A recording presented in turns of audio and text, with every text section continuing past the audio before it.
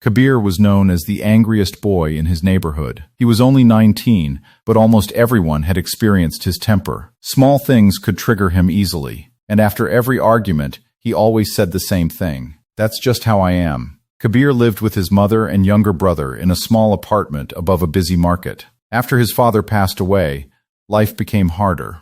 His mother worked long hours in a bakery to support the family, while Kabir went to college during the day. But inside, Kabir carried constant frustration, and instead of dealing with his pain quietly, he released it as anger toward everyone around him. One evening, his mother returned home exhausted. She placed grocery bags on the table and sat down, rubbing her tired hands. Kabir walked in moments later, already irritated after arguing with a classmate. "This whole day was useless," he said sharply. His mother calmly replied, "Lower your voice. Your brother is studying." But Kabir only got angrier. "Nobody cares about what I'm going through," he shouted. His younger brother quietly closed his books and left the room. The apartment fell silent. His mother looked at him with tired eyes and said softly, "Your anger is turning this home into a painful place." Kabir looked away. He didn't want to hear it.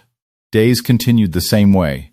Arguments, frustration, regret, and then anger again. Slowly, people began avoiding him. But Kabir never saw himself as the problem. One afternoon, something small changed everything. His younger brother was drawing at the table for a school project. Kabir entered while talking angrily on the phone. Without noticing, he knocked over a cup of tea. It spilled directly onto the drawings. The boy froze.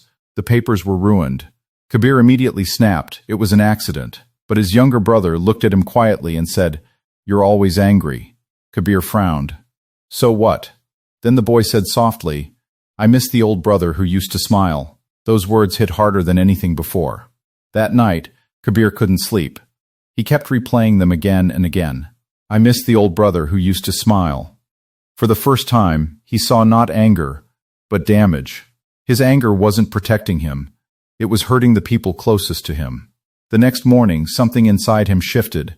He sat quietly and asked himself, "What if I'm the problem?" That question didn't fix everything instantly, but it started a change. Kabir decided he wanted peace more than anger. At first, it was difficult. A rude stranger insulted him and he almost reacted. A classmate mocked him and anger rose again. But this time, he paused. Sometimes he stayed silent. Sometimes he walked away. Sometimes he failed and still got angry, but he no longer justified it. He started trying again and again. Weeks passed, then months.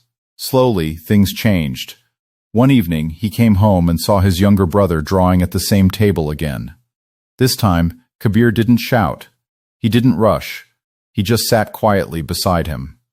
No anger, no noise, just calm. His younger brother looked at him and smiled, and Kabir finally understood something important. Real strength is not in shouting louder than everyone else. It is in controlling yourself when anger tries to take over.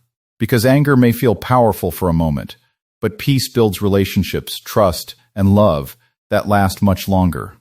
Moral of the story: controlling your anger does not make you weak. It makes you strong enough to protect the people you love.